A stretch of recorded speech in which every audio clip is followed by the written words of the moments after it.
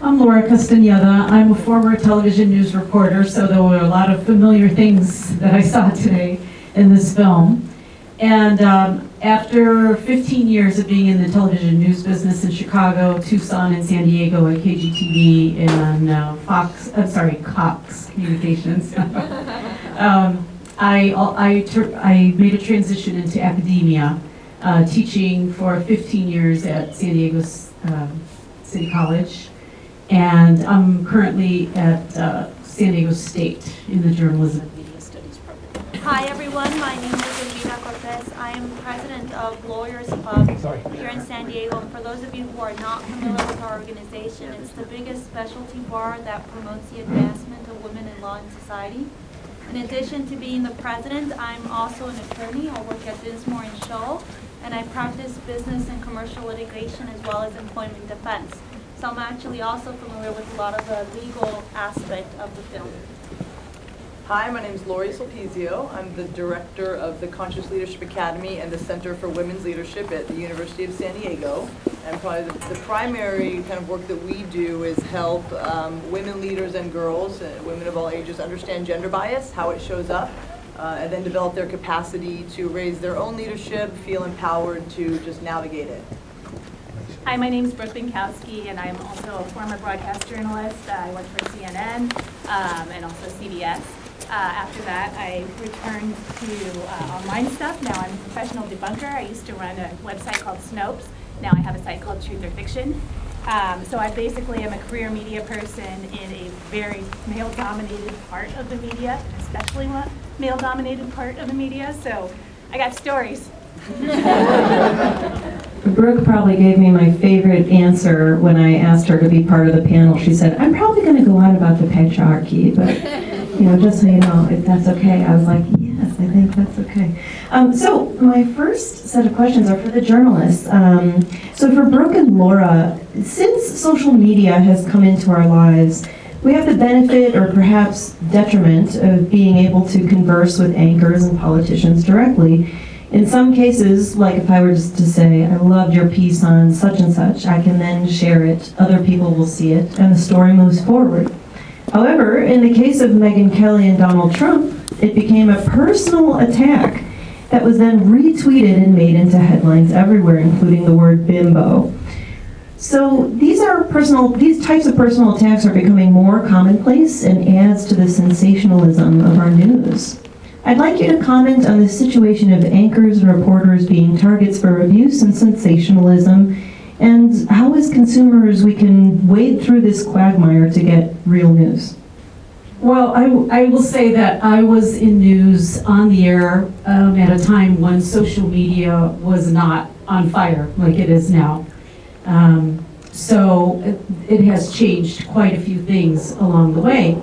And I think as somebody on air, I can tell you I did get calls and messages and things like that. And one thing that is not addressed in this film that is a whole nother discussion are women of color, people of color in the media, which don't exist as much as you can see here. So that was also part of the equation with the messages, go back where you came from, and some of my other ethnic women of color or people of color having to deal with that type of thing. So I would say it is very real. In a minute, you can become the story instead of covering the story.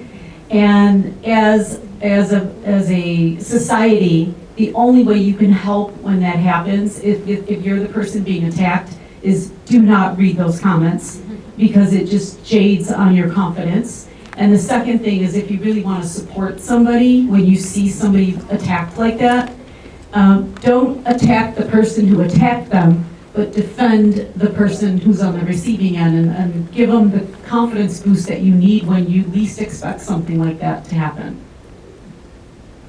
So I do a lot of online work now, especially, well, it's almost all online because I debunk disinformation that runs all over social media and then makes its way into the national discourse, the international discourse, and it's terrible. So I'm very confrontational because I have to be, and it doesn't come without consequences, of course. So those consequences are, I basically get death threats pretty much every day. And this shocks people, and I like joke about it. It's really bad. I know at some point I'm gonna look back and be like, oh my God, I can't believe I make jokes about this. But they haven't gotten me yet, right? So, but yeah, it's horrible. It is a cesspool. And I think that the best way that people who are not journalists or are not in a position to directly affect journalism, what they can do is directly pressure policymakers, law enforcement, directly pressure networks and sites and newspapers. If you see examples of this sort of harassment and you hear credible stories about harassment, then there's probably something behind it. And if you know something about it, then lend your support to the people who are talking about it. This rang very true to me because this is endemic in network television and radio. And I heard many of these stories as they were happening. Obviously, they're fictionalized to a certain level, but I personally have had these exact experiences. There's a reason I didn't have a career in television, that I chose not to have a career in television. And it's not just that I'm not blonde. It's because I was unwilling to participate in that sort of issue. And because I'm a loudmouth, it kind of got around. But for example, I worked at the CBS building in Los Angeles. I worked for KNX, and that was the big CBS flagship, station, and it was all at Columbia Square in Hollywood at that point. This is in the mid-2000s. And I was warned by multiple people never to let Les Moonves close the door if I was ever called into his office. I never was called into his office, so maybe I wasn't blonde enough, but multiple women came to me and said, you're the youngest person here, you need to watch out, don't let him close the door, because what happens when he closes the door, you don't want to find out. He's just one. There are many, many, many stories. It is a wretched mess, but journalism is incredibly important. So many of us, we tell ourselves what we have to, like Megyn Kelly. We have to, in this movie, I don't know what she actually told herself because I don't know her, but we have to tell ourselves, this is what we have to do in order to get ahead. Or, in my case, you reject it all and then you get fired and you go broke for a while and you eat principal soup a lot. So, yeah, it's a devil's bargain. But for those of us who think journalism is really important, for those of us who really believe in it and see that we're writing history as it happens and understand that journalism works and investigative journalism has its place, there's really not much of a choice but to keep working at it and to keep trying to change it. That brings me to the next question for the journalist. Let's talk about the clothing and appearance issues this film brings up. As a young girl, I remember watching the news and the female anchors wore blouses and blazers. Now it's commonplace across all networks that the female anchors wear fitted, short dresses, either short sleeve or tank dresses, and high heel shoes, or more so platform heels. So showing legs has in fact increased viewership. It's true, but the objectivism is widely prevalent. Have you been pressured to look a certain way? And how do you advise your students or mentees should they feel pressured to wear certain things? Well, I will say this, I was never pressured to dress a certain way. No one ever told me, lift up your dress. That never happened. But I did work for 4 white men in every place that I just mentioned to you. And only the 4th, who is no longer in charge of any news organization, but is in San Diego, was very flirtatious. And I felt it. The minute you went in to talk to him, I think maybe there's men sitting in here who have felt this, but I think the majority of women are the ones that end up feeling it, where you just feel like somebody is undressing you with their eyes. And that's the feeling I got. But he never made a pass at me. He never said, made me feel uncomfortable other than I just, my gut, But as far as the dress, if you watch television news, you will see that everybody has the same damn haircut, okay? Everybody has the same, look. The television news has a look. So, could you put purple streaks in your hair and, do those kind of modern things? No. Contact lenses are used a lot. And when I was teaching, all the years that I taught newscast, I see one of my students here, by the way, she can attest to that. I always told my students, male and female, if you if someone at home is paying more attention to your clothes because they're too short, they're too revealing, they're too whatever, including your jewelry, too big, too dangly, too much attention, then they're not listening to what you're saying. And so I was very old school. For all the years I taught, I don't want to see any shoulders, I don't want to see any cleavage, I don't want to see any short anything. There's no reason for it. Let the people at home pay attention to what you're saying. That's way more important. But television has a look. And so you're expected to be a certain weight, and you're expected to wear tons of makeup that you normally wouldn't wear that make you look better on TV. Everyone's hair is straight, and there's just this certain unspoken look. Maybe, and some people have it in their contract. If you gain too much weight, you're gone. Yeah, no, that's exactly true. And again, there's a reason I never seriously pursued television. I did some television, and I just was like, okay, whatever. Part of it is I can't remember to brush my hair half the time, and part of it is I just didn't want to have to learn to brush my hair all the time. I don't like that kind of thing. But when I was, again, working in Los Angeles, I was in Hollywood, they wanted to make me the face of CBS. They wanted me to be the new hot young thing. This was in, 2005, 2006. And they were like, we're gonna make you a star. It was total cliche, like complete Hollywood cliche. We're gonna make you a star. I wasn't sexually harassed, by the way, in exchange for this. This conversation was not a sexual harassment conversation. I just realized it sounded like that kind of cliche. But it was a sort of, well, first you need to grow your hair out, then you need to start wearing makeup, then you really have got to do something about that hair color, you gotta lose some weight, you gotta dress better, and you gotta ditch that deadbeat boyfriend back in San Diego, because I'll tell you what, you're not gonna get anywhere with him. So what do you say? And I thought about it, and I liked my deadbeat boyfriend. So I said no, and then I got fired. So, that's how it goes, right? If I could tell my mentees, I don't know if I have anybody who I could strictly call a mentee, and I don't have any students, but if I could, I would tell them, speak out. The time has long passed for this kind of behavior. It's disgusting. The world has moved on, and we need to stop putting up with it. I am myself entirely sick of it. I've had those lift up your skirt, hike it up a little bit more, sweetheart. I've had you should probably do something about those little boobs of yours if you're going to be a star. I've had those conversations. I thought back then, back in my 20s and my 30s, that I was a cool girl. I could take it, All the other chicks, man, they just couldn't hack it.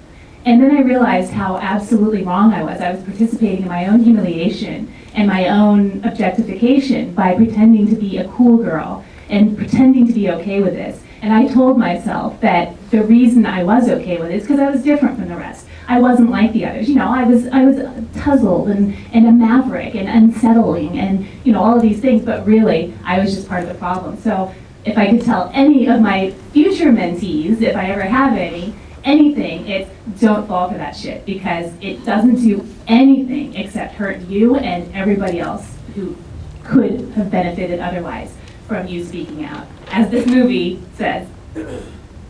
Thank you. And we're going to turn to our lawyer in the group, Elvira. As a layperson, it's very hard to understand why someone like Roger Ailes does not go to jail, or why he gets the golden parachute after this comes to light, or why Gretchen Carlson had to go to such great lengths to research what it was going to take for her to get the truth out. Can you speak on how corporate legal advisors can avoid trial, and why victims of abuse would have to sue the individual instead of the place of work? Well, let me start by saying that I'm not a criminal attorney, but it is the discretion of the DA to determine whether they are going to bring a case against the accuser if a person decides to file a suit against an individual. And part of the problem why those cases are not brought as often, it's because when you're bringing a criminal case, it's beyond a reasonable doubt. And so that is a very difficult standard to uphold. You have to convince all of the jury that you are correct in order for them to actually go to jail. And so it is a high bar, and that's the main reason that a lot of people don't file a criminal suit. In regards to the civil aspect of it, in this particular movie, it was interesting because I believe they had a provision in the contract that said that they have to go through arbitration. That's not something that's very common. So that was an interesting thing to see. Usually an individual does not sue a person, they sue the company instead because the individual doesn't have money. So if you sue the individual, it doesn't really bring much to it, although in most cases, or in some cases, I shouldn't say most, in some cases an individual will sue the entity plus the individual. So in that respect, it really is up to the person to determine who they are suing. I think it is interesting because in all the industries that I've seen, whether it's journalism, whether it's the legal profession, whether you're working as a security officer or anything else, I found that a lot of women don't report. They just don't. They stay quiet about it. And part of the reason is a lot of the issues that you saw here. They're scared of losing their jobs. They're scared of being blacklisted. And so they don't really come forward with it. And so I think that that's another issue also to be considering when they're filing the civil aspect of it. Excellent, thank you. And earlier on in the film, Gretchen's lawyers want her to stick around and gather as much information as she can, and then she doesn't officially sue until after she is fired. Should someone in this situation who's currently at the workplace, do you recommend they try and stick it out to try and gather information? Well, that is a very difficult answer. And part of the reason is because no one really knows how hard it is unless you are in that position. So to sit here and tell someone, wait it out until you get enough evidence is such a hard thing to do because that woman has to go to work every day and has to feel that harassment, and it's very uncomfortable and unpleasant. Unfortunately, it is very difficult for you to prove your case if you don't have evidence, because then it turns into a he said, she said situation, and it really is going to be whether what the individual is saying is credible. And as you may see from the film, a lot of questions will come out on why didn't you report before? Have you reported this type of behavior in the past and other prior employments? So it is a very difficult situation to tell anyone to stay at. And so I really do think that's a personal choice on the individual whether they want to stay or not. And along with not reporting things right away, Megyn Kelly earlier in the film said that she did report what happened to her at the time of, and nothing happened. And so how is there something we can do to ensure greater accountability in the workplace? Well, you know, one of the things is you do need to speak up, right? And I think change doesn't happen until we start speaking out. But the other thing too is there has to be a cultural change, and I think that's one of the things that is so hard to do in our society. We need to educate both women and men to say this is unacceptable behavior. And I find a lot of times women are also an obstacle. They don't support other women. They start questioning and saying, well, what exactly was the type of harassment? Oh, well, that's really not that egregious that they should be complaining, right? And you have men also thinking the same thing. So I think part of the problem is until we start changing the way that we think, and that begins at home by educating your children, your spouse, on what the proper conduct should be, I think that that's going to be one of the obstacles we have.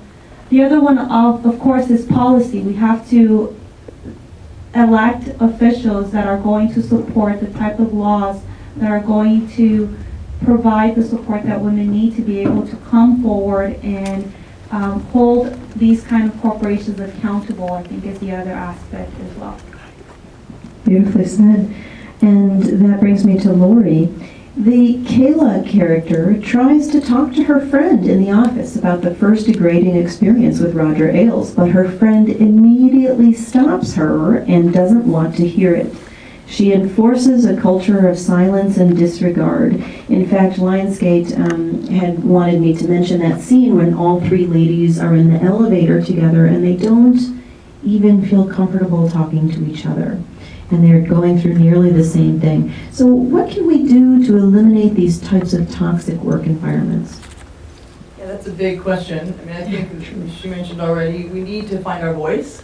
And not just women, we need men to find their voice, and we need to speak up when we notice little small things, you know, little talk around the coffee machine in the morning or around the water cooler. And it has to stop being okay to put people down and to have gender kind of biased comments that go both ways. And I think part of the challenge we face is that we are still so kind of gender stereotyped around masculinity and femininity, and there's such consequence if you violate that.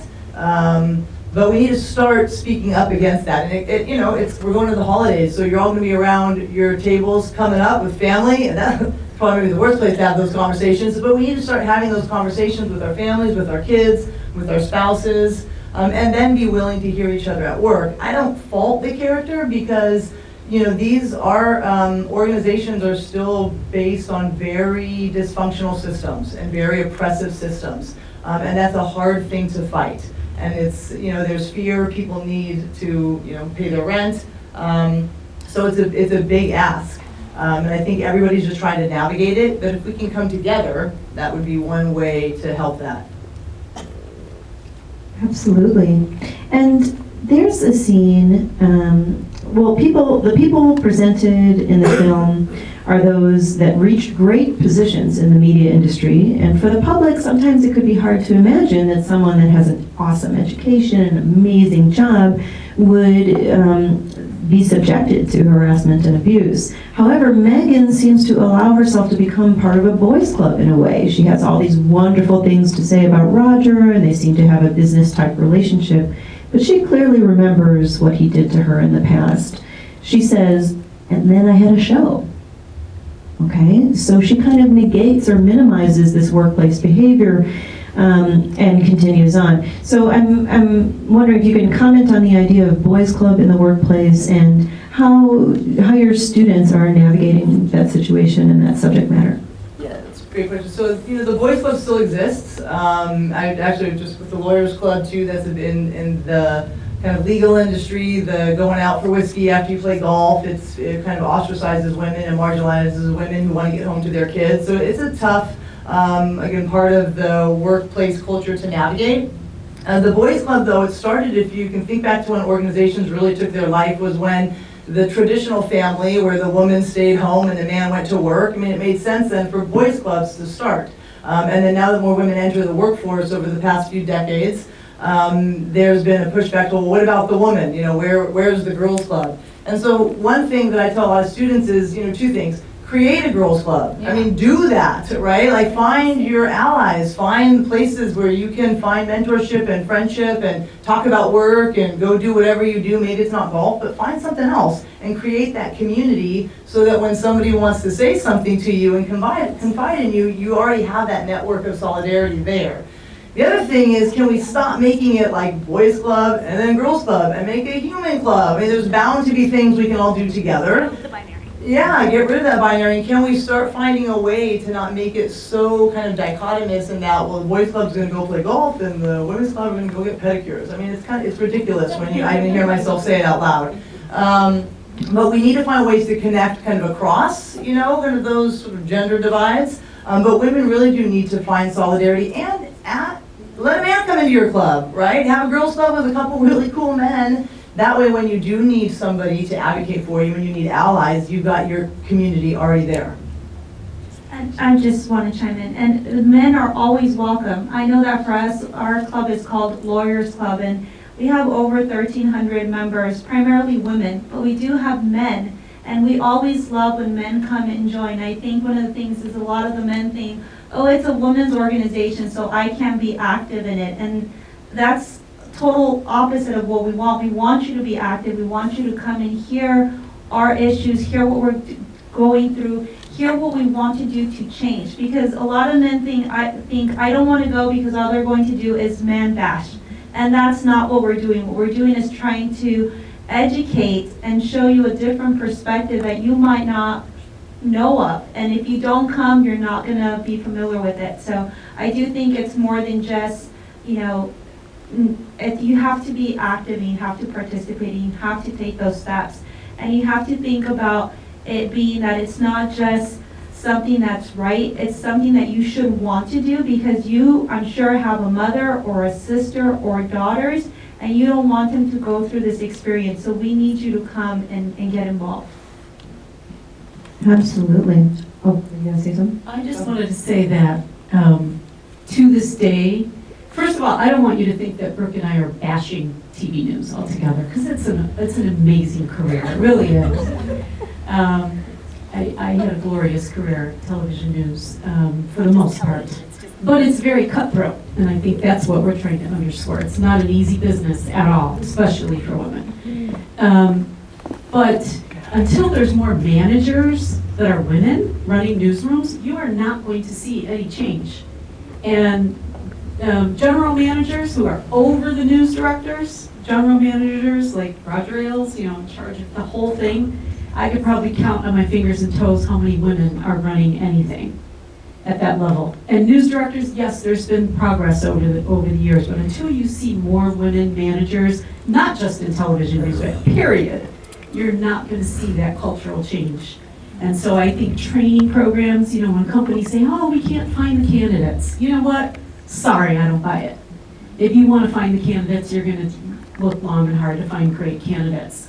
And I think most of us would agree, nobody wants to be a woman journalist. We just want to be great journalists who happen to be women. And I would say, one thing that strikes me too is that this is everybody's problem. I think sometimes with movies like this, we think, oh, it's the high-level Megyn Kelly's, or it's Megan Rapinoe's job to move equal pay for women athletes. It's not, right? I think we all need to take this problem on and own it and say that we can do something about it in our own small sphere, or unfortunately, we're going to keep having these movies because we're going to keep having these things happening. Absolutely. And just really briefly in closing, I just want to ask you, these issues at Fox came out about 5 years ago and about a year before the Me Too movement. Have you seen any good changes in your places of work, or can you tell us what your organizations are doing to help this cause?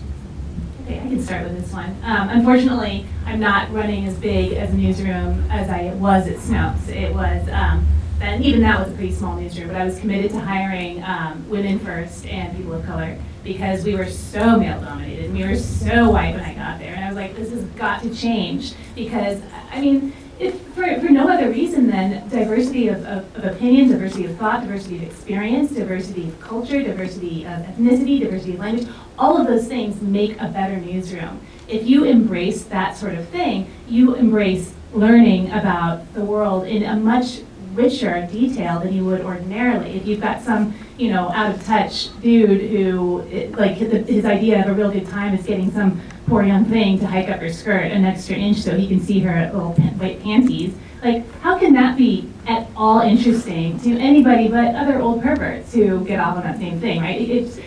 If you have a broader newsroom or a more diverse newsroom, you have a broader base that you can talk to and learn from, and you can engage with the world in a different way. And I did get publicly fired, so there is, keep that in mind, not because of that, but in case you Google me or something. It wasn't for that though, it was because my male boss who owned the company wanted to go ahead and take credit for everything I had done. So it's insidious, right? It does not end, it is exhausting, and I don't blame anybody for dropping out of it or for even going with the flow. As frustrating as it can be, I just want to encourage people who have that spark of rage to embrace it and speak out if you can. And I wanted to talk to one other thing about how insidious patriarchy can be and how insidious sexism can be. For many, many years, I was a cross-border journalist. I worked in San Diego, Tijuana, and I covered all manner of things that you would expect, right? I focused in on human trafficking. That became one of my big obsessions starting in 2012, 2013, because it's so prevalent and because it's such a complex issue and because it really is this sort of secondary engine that runs the world's economy. And things got real weird, but beyond things getting really weird personally, I noticed, I did a story for, I can't remember, it was NPR or something, and it was about this safe house for girls who had been very badly abused, little girls, and sold by their parents, or just snatched off the street and sold. This stuff happens a lot, more than anybody ever, myself included, ever believed, I think, or wanted to believe. So I did this story about this house, about these girls and the woman who was getting them, into school and helping them pick up their lives. And there were people who had been trafficked and they had been, broken out of it, and they were helping as well. All this mentorship and all this, support. And that story, I focused on these girls and women. That story went wild. It went, I don't know, I suppose it went viral, early viral, like 2012. Were we viral in 2012 when we were doing it? And it was because I was talking about girls and women. I was talking about issues, focusing on them as people, and I was a woman talking about it. So I was getting rewarded for it. And all these stories I'd done beforehand, stories about cartels, stories about drug trafficking, stories about violence, stories about, shootouts in the street, people dangling from bridges. Nobody wanted to hear that from a girl. But if I'm talking about other girls and women, and people were writing me, they're like, that's just so amazing, your unique perspective is just so important. And I was like, yeah, because I'm a chick.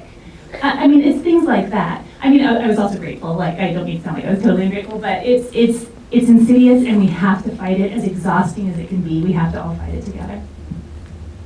I think the one positive is there's many more leadership theories coming out that are not masculine centric. And so one that I would shout, people may have heard of Brene Brown. Have you heard of Brene Brown and her work? She started researching vulnerability, empathy, and shame, which I think is a great way to connect. And she translated it into a book called Dare to Lead.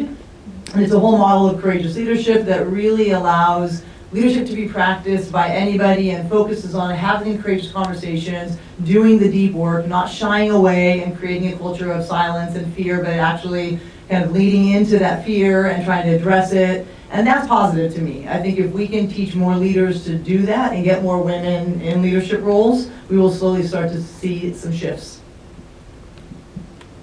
One of the things that our organization started doing this year, which I'm very proud of, is called the Workplace Equity and Civility Initiative. And essentially what that initiative is about is we're asking employers to pledge that they're going to create an environment at work that is free of sexual harassment. And we believe that this is the way that we start to create that change. And so Lawyers Club, in collaboration with the National Conflict Resolution Center and the Union Tribune, are working to get various companies here in San Diego to sign on to the pledge. And we believe that this is how we start making that change, because we're asking all employers to be held accountable to say we're going to take those steps that need to be taken in order to ensure that women are not being harassed. And the way that the Union Tribune is collaborating with us is that every so often when we get some of these companies to sign on, they will feature them in their newspaper and say, these companies have pledged to have an environment that's free of harassment at their companies. And so this is one of the things that we're doing at our organization to ensure that these issues are hopefully will stop. I just wanted to add that harassment comes in many forms. And a lot of times it's not just a pinch when you're walking by or a stare or an uncomfortable anything. There are toxic work environments with various narratives and stories. And I decided that I'm going to say this out loud for the first time, so you're hearing this for the first time. But for 10 years of the time that I worked at San Diego City College, I was bullied, I was harassed, I was threatened by a man who worked there for 38 years in the radio, television, film department, and I reported it up the chain of command, which is something I want to leave you with. Document, document, document, just like you saw in this movie. And I reported it to 10 managers, they did nothing. I reported it to the teachers union, they did nothing. And I prayed a lot. And my poor family, my husband's here as my witness, my children, they knew the names of the people because they heard me coming home at night talking about it. And the only thing I can say, any Catholics here? Can you raise your hand? Any Catholics? Okay, I believe in St. Jude. And I prayed so hard, and the person that was doing that to me for so long and got away with it was arrested, and he was charged with a felony for stealing the equipment, which was also reported, by the way, up from the radio, television, film department. And he got a great lawyer, which you also saw in this movie, and it was reduced to a misdemeanor. He spent 4 days in jail, And he walked off without any charges after making $95,000 a year, mind you, with his pension, okay? And things like that will continue to happen when the leadership, Constance Carroll, who's the chancellor, knew about it and did nothing. And so if we don't, as a whole, document and speak out, and I kept quiet for a long time because I didn't want to embarrass the department, because this, because that, no mas, no more. So until we, as a collective group, bond together, not just as women, but as people, seeing something wrong happen and documenting everything and not taking no for an answer, because people cannot just look the other way anymore and get away with that. It's absurd. That's very brave of you to share. Thank you for that. We unfortunately have to wrap up. And just so everyone knows, the character Kayla is fictional. However, she's based on the accounts of 20 women. 20 women. Kayla, I'll leave you with this last thought. Kayla calls out Megan when she's being flippant by saying, "It's not my job to protect you." And Kayla says, "It is." And I just thought that was a really powerful statement, that we should all be protecting each other in the workplace and out and about, and not minimizing the inappropriate behavior of others. Thank you so much for coming tonight. Thank you to our wonderful panelists. And please join us upstairs for some meet and greet and chat. Thank you.